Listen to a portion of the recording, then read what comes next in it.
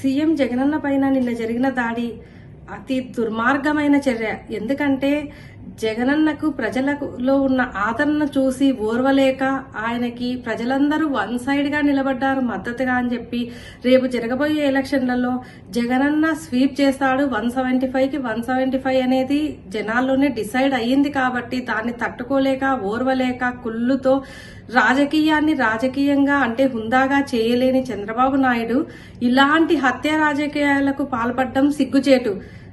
మరి పైపెచ్చు ఆయన మాట్లాడే మాటలు ఎంత విడ్డూరంగా ఉన్నాయంటే ఇదంతా నటన అంటున్నాడు.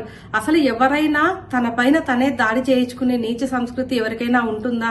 అలాంటి చంద్రబాబు నాయుడు గారు లాంటి వాళ్ళకి అలాంటి ఆలోచనలు వస్తాయి. ఎందుకంటే పచ్చకామెర్ల వాడికి లోకమంతా పచ్చగా కనిపించినట్టు వాళ్ళ బుద్ధులు అలాంటివి కాబట్టి వాళ్ళకు ప్రతి ఒక్కరు అలాగే కనిపిస్తారు.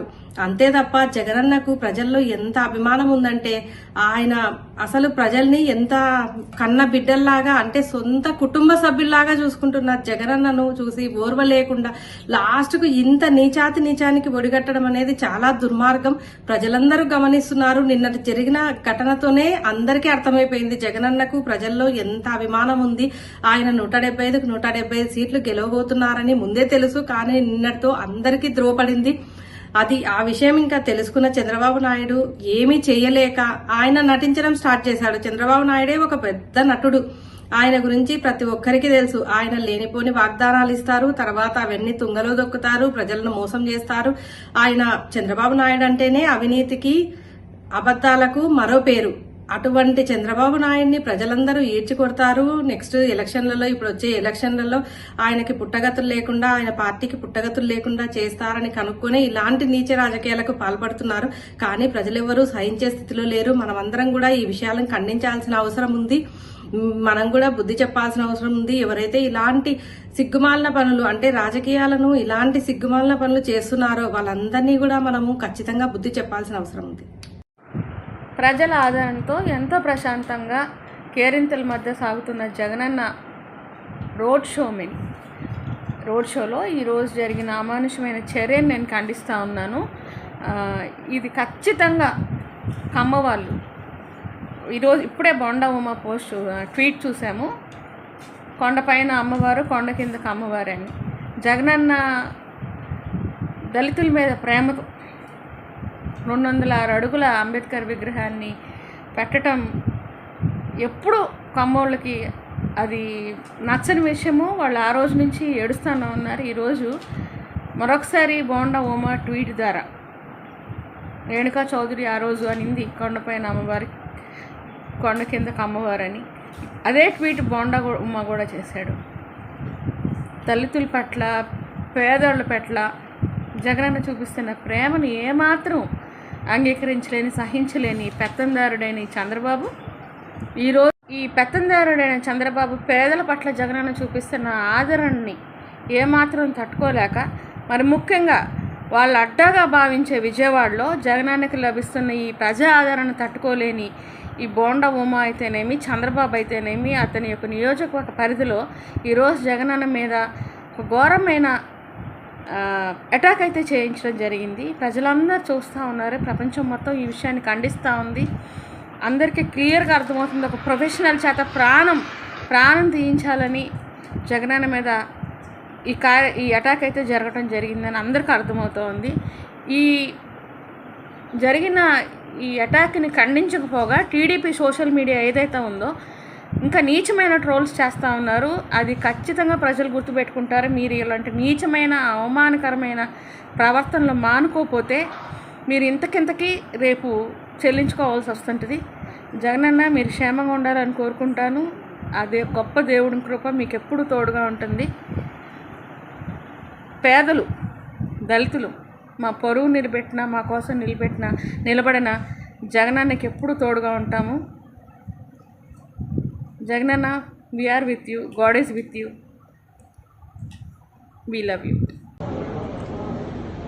నిన్న ఎన్టీఆర్ జిల్లా విజయవాడలో జరిగినటువంటి బస్సు యాత్రకి జగనన్నని చూడడానికి, జగనన్న చెప్పేటువంటి మాటలు వినడానికి ఒక్కసారైనా సరే జగన్మోహన్ రెడ్డి గారిని కల్లారా చూడాలి అనుకునేటువంటి అభిమానులందరూ కూడా లక్షలాదిగా వచ్చి జగనన్నని చూడడానికి, జగనన్నని అభిమానించడానికి వస్తే అదంతా కూడా చూసి తట్టుకోలేనటువంటి పచ్చ మీడియా, పచ్చమంద, అలాగే చంద్రబాబు నాయుడు, లోకేష్, పవన్ కళ్యాణ్, బీజేపీ కూటమి బ్యాచ్ అంతా కలిసి జగనన్నని డైరెక్ట్ గా ఎదుర్కొనే దమ్ము లేక, సత్తా లేక, దొంగచాటుగా గుంటనక్కలాగా రాళ్లతో దాడి చేసి జగనన్నని గాయపరచడం జరిగింది.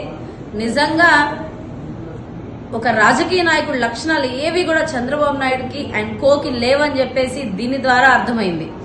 ఈరోజు జగనన్న గెలుపు తథ్యం. జగనన్న ఖచ్చితంగా రెండోసారి ముఖ్యమంత్రి కాబోతా ఉన్నారు.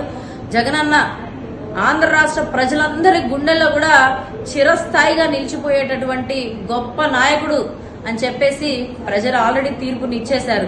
ఆ తీర్పుని తట్టుకోలేక, వీళ్ళ ఓటమిని వీళ్ళు ఒప్పుకోలేక, జగనన్న గెలుపుని ఒప్పుకోలేక ఇటువంటి పనికిమాలిన పనులన్నీ చేస్తూ మా నాయకుడిని నిన్న గాయపరిచే విధంగా, నిజంగా నిన్న ఆ సంఘటన చూసుకున్నట్లయితే పాపం అన్ని కిలోమీటర్ల నుంచి జగనన్న ప్రజలకి అభివాదం చేసుకుంటూ, ప్రజల్ని పలకరించుకుంటూ వస్తా ఉంటే ఉన్నట్టుండి ఆ రాయి తీసుకొని కొడితే ఎంత దెబ్బ తగిలి మనిషి గిలగిల్లాడిపోయాడు అనేది అందరం కూడా చూసాము. మీరేదో ఒక రాయితో కొట్టి జగనన్నని బాధ పెట్టారు అనుకుంటున్నారేమో.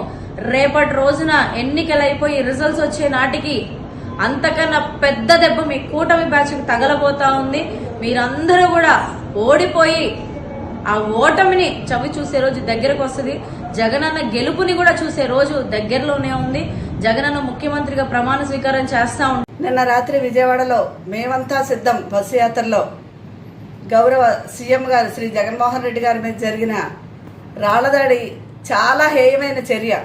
ఈ విషయంలో మహిళలందరూ కూడా ముక్త కంఠంతో ఖండిస్తున్నారు. రాష్ట్ర ప్రజలందరూ కూడా ముక్త కంఠంతో ఖండిస్తున్నారు. ఇది చాలా బాధాకరమైన విషయం. నిజంగా కంటి దగ్గర తగిలిందా, పైన కంటికి తగిలినా, కణత దగ్గర తగిలినా ఎంత ప్రమాదం జరిగేది. అంటే వీళ్ళ టార్గెట్ జగన్మోహన్ రెడ్డి గారిని ఏదో చెయ్యాలనే పెట్టుకున్నారు. దీనికి మాత్రం బాధ్యత చంద్రబాబు నాయుడు గారు, లోకేష్ గారే వహించాలి. ఎందుకంటే వీళ్ళ వ్యాఖ్యలు కూడా అలాగే ఉన్నాయి. మొన్న 2 రోజుల క్రితం చంద్రబాబు నాయుడు గారు మాట్లాడుతూ ఒకటే చెప్పారు, నేను పవన్ కలవడం వల్ల అగ్నికి వాయువు తోడైనట్లుంది అని చెప్పారు. అంటే అగ్నికి వాయువు తోడైతే ఏమవుతుంది? అదే చేయాలని ఉద్దేశంతో కూర్చున్నారు. ఆ విషయంగానే అందరినీ రెచ్చగొట్టి తెలుగుదేశం శ్రేణుల్ని, జనసేన శ్రేణుల్ని రెచ్చగొట్టి ఏదో విధంగా అరోచకం సృష్టించాలనుకున్నారు. ఎంతో బ్రహ్మాండంగా విజయవాడలో మునుపెన్నడూ చూడని, ఏ నాయకుడికి జరగనంత సత్కారం కానీ, గౌరవం కానీ, ప్రజారంజకంగా ఎంత నభూతో నభవిష్యత్తులాగా నిన్న జరిగిన ఆ బస్సు యాత్రను చూసి కళ్ళు కుట్టి ఏదో చేయాలనుకుని చేసిన ప్రయత్నం, జగన్మోహన్ రెడ్డి గారికి హాని కలిగించాలని ఇంటెన్షన్గా చేసిన ప్రయత్నం చంద్రబాబు నాయుడు గారు, ముఖ్యంగా లోకేష్ గారు. లోకేష్ ఒకటే చెప్పాడు, మీ అందరి మీద ఎన్ని కేసులుంటే, ఎన్ని మీరు అరాచకాలు చేస్తే, ఎవరి మీద ఎక్కువ కేసులుంటే వాళ్ళందరికీ కూడా నేను చాలా పెద్ద పెద్ద పదవులు ఇస్తానని చెప్పాడు. అంటే నిన్న బస్సు యాత్ర చూసి కళ్ళు కుట్టి ఎవరినో రెచ్చగొట్టి చెప్పుంటాడు, మన గవర్నమెంట్ వస్తే నీకు చాలా పెద్ద పదవి ఇస్తాను, ముఖ్యమంత్రినే టార్గెట్ చేస్తే నీకు ఇంకా ఒక ఎమ్మెల్సీ ఇచ్చి మంత్రినే చేస్తానని ఏమన్నా చెప్పుంటాడు. అందుకే ముఖ్యమంత్రినే టార్గెట్ చేయడానికి పెట్టారంటే ఇది ఖచ్చితంగా చంద్రబాబు నాయుడు గారు, లోకేష్ గారు ఖచ్చితంగా బాధ్యత వహించాలి.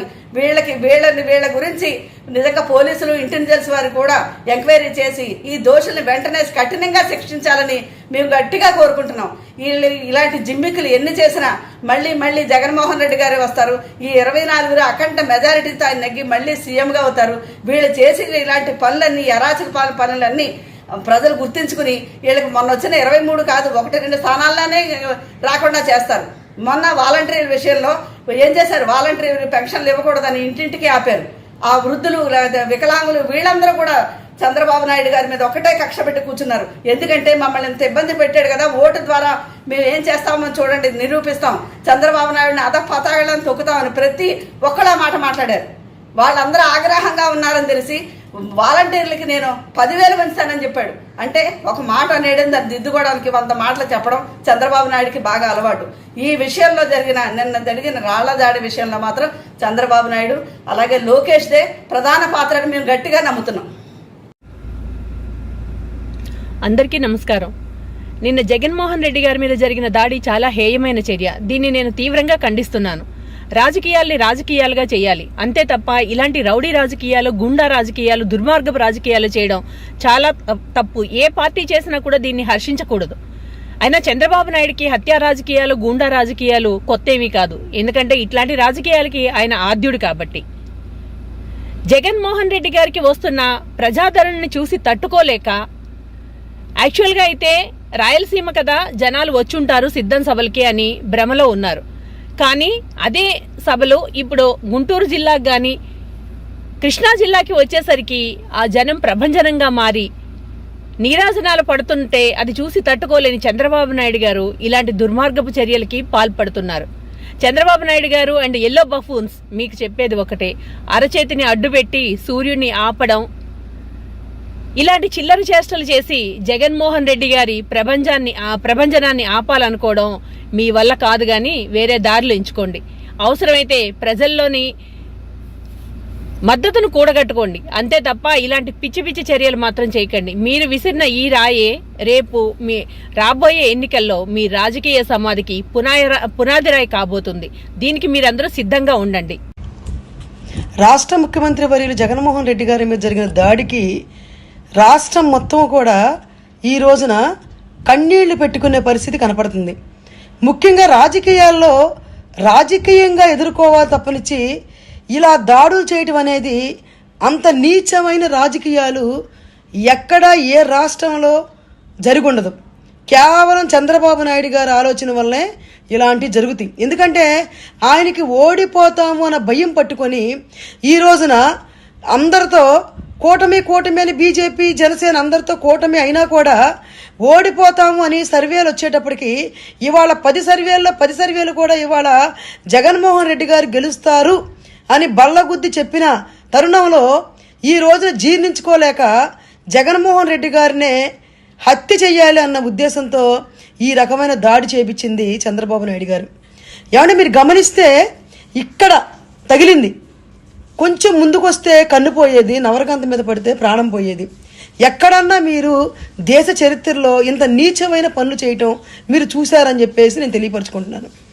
ముఖ్యంగా ఇవాళ ఉన్న పోలీస్ వ్యవస్థని ఆల్రెడీ ఇక్కడ ఏదో జరిగిపోతుంది అన్నట్టుగా ట్రాన్స్ఫర్లు చేయించి నీకు కావాల్సిన వాళ్ళు వేయించుకొని ఈ రోజున అంత సెక్యూరిటీ ఉండంగా కూడా అంత స్పీడ్గా వచ్చి రాయ జగన్మోహన్ రెడ్డి గారికి తగిలే విధంగా ఈ రోజున వచ్చిందంటే అంటే ఆయనకి ఆల్రెడీ ఆపద ఉందనేది ప్రజలు గమనిస్తున్నారు, మేమందరం గమనిస్తున్నాం. కానీ ఇంత ఇదిగా ఏదో రాయలసీమలోని జనాదరణ ఉంది అని ఈయనేదో ఆయనలో ఆయన గెలుపుని ఒక కామెడీగా ఊహించుకొని ముందుకెళ్తున్న చంద్రబాబు నాయుడు గారికి ఇవాళ గుంటూరు కృష్ణాలో ఈ జన సముద్రాన్ని చూసి జీర్ణించుకోలేక ఈ రకమైన చండాల పనులు చేసినందుకు గాను రాష్ట్ర వ్యాప్తంగా మహిళల తరపున నేను తీవ్రంగా ఖండిస్తున్నా.